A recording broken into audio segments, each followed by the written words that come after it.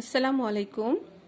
আমার পঞ্চম শ্রেণীর প্রিয় শিক্ষার্থীবৃন্দ, আশা করছি তোমরা সবাই ভালো আছো, সুস্থ আছো আর বাসায় বসে পড়াশোনা চালিয়ে যাচ্ছ। গত ক্লাসে আমরা পড়েছিলাম অধ্যায় 2-এর পাঠ 4 নিয়ে, আর আমাদের কিন্তু অধ্যায় 2 কমপ্লিট হয়ে গেল। তো আজকে আমরা অধ্যায় 2 থেকে কিছু শূন্যস্থান করব। তোমরা সবাই মনোযোগ সহকারে শূন্যস্থানগুলো দেখবে এবং সেগুলো কিন্তু অবশ্যই তোমরা সিডব্লিউ খাতায় তুলে ফেলবে, সিডব্লিউ খাতায় তুলবে। আর আজ আমি তোমাদেরকে শূন্যস্থানটা বলে দিব না, আমি শুধু তোমাদেরকে প্রশ্ন দিয়ে দিচ্ছি, তোমরা সেই শূন্যস্থানগুলো বই থেকে বের করে নিজেরা উত্তরগুলো লিখবে, কেমন? আচ্ছা, শূন্যস্থানগুলো হয়ে গেলে তারপর আমরা নতুন অধ্যায় শুরু করব। তো সবাই লিখো। আর আজকে আমাদের লেকচার নাম্বার 6, অধ্যায় 2। 1, বাংলা ড্যাশ জন্য এই অঞ্চলের প্রতি ইংরেজদের আগ্রহ ছিল। বাংলার ড্যাশ জন্য এই অঞ্চলের প্রতি ইংরেজদের আগ্রহ ছিল। 2, বাংলার শেষ স্বাধীন নবাব ছিলেন ড্যাশ। ড্যাশ সালের ড্যাশ জুন পলাশী যুদ্ধ হয়। ড্যাশ বাংলাকে বলতো যে কোনো জাতির স্বর্গ। কোম্পানির প্রথম শাসনকর্তা ছিলেন ড্যাশ। এই খালি স্থানটাকে কিন্তু ড্যাশ বলে। ড্যাশ শতকে বাংলায় নবজাগরণ ঘটে। বাংলা ড্যাশ সালে হয়েছিল 76-এর মরণোত্তর। তিতুমির ইংরেজ বাহিনীকে ড্যাশ করার জন্য বাঁশের কেল্লা নির্মাণ করেন। তিতুমির ড্যাশ কাছে ড্যাশ গ্রামে একটি বাঁশের কেল্লা নির্মাণ করেন। 10, ড্যাশ সালে তিতুমির নিহত হন। 11, ড্যাশ সালে সিপাহী বিদ্রোহ হয়েছিল। 12, সেনাবাহিনীতে সিপাহী পদে ড্যাশ সংখ্যাধিক্য ছিল। ড্যাশ শতক পর্যন্ত ব্রিটিশ শাসনের বিরুদ্ধে আন্দোলন চলতে থাকে। 14, শিক্ষা প্রসার ও নবজাগরণের ফলে ড্যাশ চেতনার বিস্তার লাভ করে। ড্যাশ সালে ভারতীয় জাতীয় কংগ্রেস নামে একটি রাজনৈতিক দল গঠিত হয়। ড্যাশ সালে বাংলা প্রদেশকে ভাগ করার বা বঙ্গভঙ্গের সিদ্ধান্ত নেয়। ড্যাশ সালে বঙ্গভঙ্গ রদ করা হয়। ড্যাশ সালে ইংরেজরা ভারত ত্যাগ করতে বাধ্য হয়। ড্যাশ সালে ভারতীয় মুসলিম লীগ দল গঠন হয়। বেগম রোকেয়া ড্যাশ প্রসারে গুরুত্বপূর্ণ ভূমিকা রাখেন। এই ছিল অধ্যায় 2 থেকে আমাদের কিছু নমুনা শূন্যস্থান। আর আজকে কিন্তু আমাদের ক্লাসটা হচ্ছে 10 নম্বর ক্লাস। আজকে আমার হচ্ছে লেকচার নাম্বার 10। আজকে হচ্ছে আমাদের লেকচার নাম্বার 10। সবাই খাতায়টা লিখে নিবে এবং সিডব্লিউ খাতায় শূন্যস্থানগুলো তুলে নাও। আমি আরেকবার দেখিয়ে দিচ্ছি, সবাই শূন্যস্থানগুলো তুলে নাও খাতায়, একটাও যেন মিস না হয়।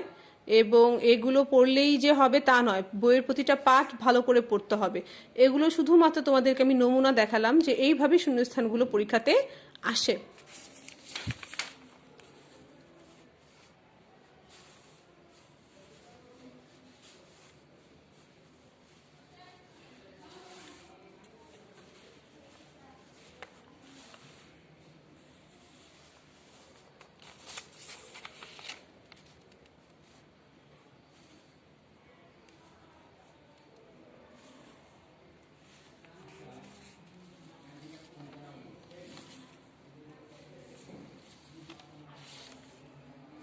আচ্ছা, তাহলে অধ্যায় 2 তোমরা সবাই শূন্যস্থান তুলে নিয়েছো। এখন আমরা নতুন অধ্যায় পড়া শুরু করব। আজ আমরা অধ্যায় 3-এর পার্ট 1 নিয়ে আলোচনা করব। আচ্ছা, অধ্যায় 3-এ আমরা যে জিনিসটা নিয়ে পড়বো সেটা আগে আমি তোমাদেরকে বলছি যে অধ্যায় 3-এ আমরা পড়ব বিভিন্ন ঐতিহাসিক স্থান নিয়ে, ঐতিহাসিক স্থান ও নিদর্শন নিয়ে।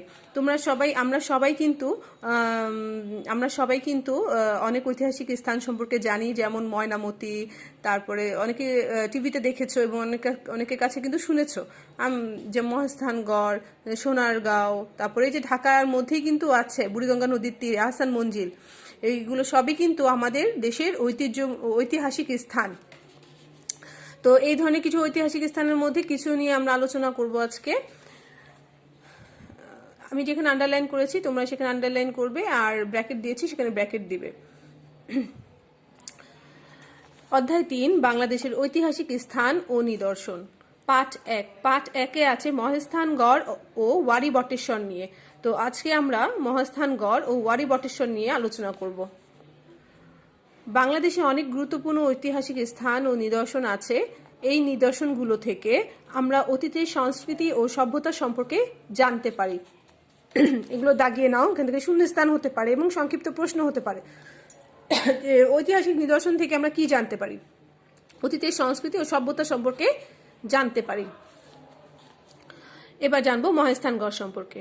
খ্রিস্টপূর্ব 3য় শতক থেকে পরবর্তী 1500 বছরের বেশি সময়কালের বাংলার ইতিহাসে সাক্ষ্য বহন করে এই নিদর্শন। কোন নিদর্শন? মহেস্থানগড়।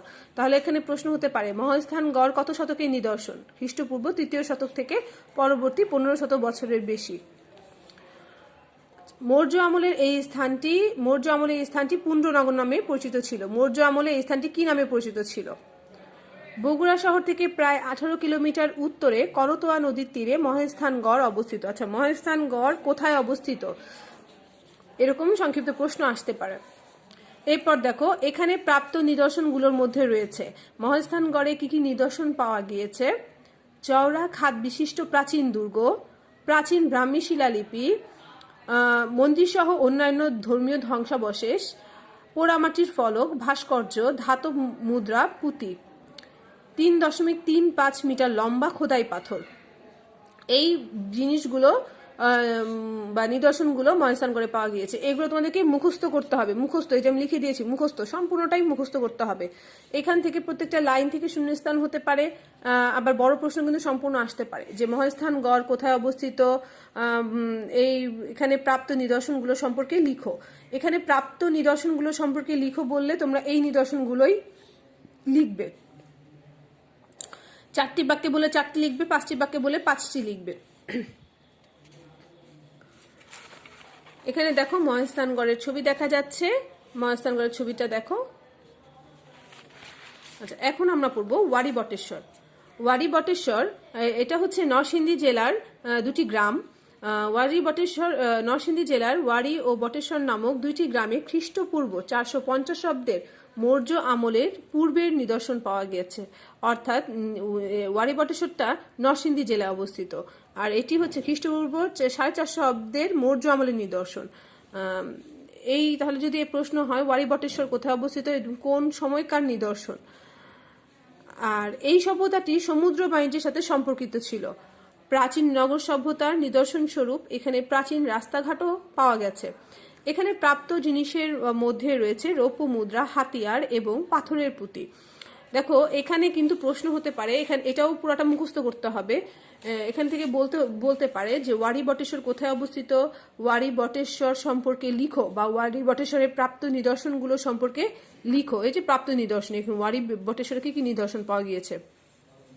রাস্তাঘাট, রৌপ্য মুদ্রা, হাতিয়ার, পাথরের পুঁতি। তো তোমরা কিন্তু, আমি বারবার বলছি যে এই অধ্যায়টা আমাদের সম্পূর্ণ মুখস্থ করতে হবে। প্রতিটা নিদর্শন থেকে বড় প্রশ্ন হতে পারে।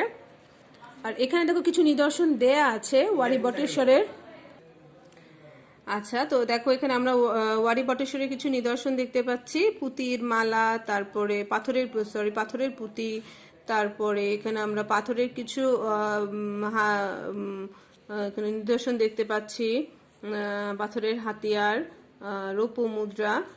এইগুলো তোমরা, এখানে রৌপ্য মুদ্রা ছবিটা দেয়া নেই, তোমরা তাহলে এখান থেকে আমরা বড় প্রশ্ন আসবে, ছোট প্রশ্ন আসবে, সেই সম্পর্কে তোমরা ধারণা রাখো। অনেকে বলছো যে মিস কোথা থেকে প্রশ্ন দিচ্ছে, আমি বুঝতে পারছি না। তোমরা ক্লাসটা একটু মনোযোগ সহকারে অ্যাটেন্ড করো, তাহলে বুঝতে পারবে। জুম ক্লাসে যেটা বুঝতে না পারছো সেটা কিন্তু আমি তোমাদেরকে এই ক্লাসে বুঝিয়ে দিচ্ছি। তো তোমরা এটা অবশ্যই মাথায় রাখবে যে এই অধ্যায়টা প্রত্যেকটা নিদর্শন আমাদের মুখস্থ করতে হবে। এখান থেকেও বড় প্রশ্ন হতে পারে, এখান থেকেও সম্পূর্ণটা নিয়ে বড় প্রশ্ন হতে পারে। আর আমি আগামী ক্লাসে তোমাদেরকে এইখান থেকে, এই চ্যাপ্টারটা থেকে, এই পার্ট থেকে কিছু সংক্ষিপ্ত প্রশ্ন দিয়ে দিব। আজ যদি আমি তোমাদেরকে জুম ক্লাসে শূন্যস্থান 20টা লিখাবো, এবং এটা যদি আমি তোমাদের সাথে আলোচনা করি, কিন্তু আমি এত সময় পাবো না। এর জন্য কিন্তু রেকর্ডিং ক্লাসটার সময়টা কম এবং কম হচ্ছে, যাতে আমরা জুম ক্লাসে ক্লাসটা শেষ করতে পারি। আচ্ছা, তাহলে আজকে এই পর্যন্তই। সবাই দাগিয়ে নাও বইটা ভালো করে। ভালো থাকবে সবাই। আল্লাহ হাফেজ। আসসালামু আলাইকুম।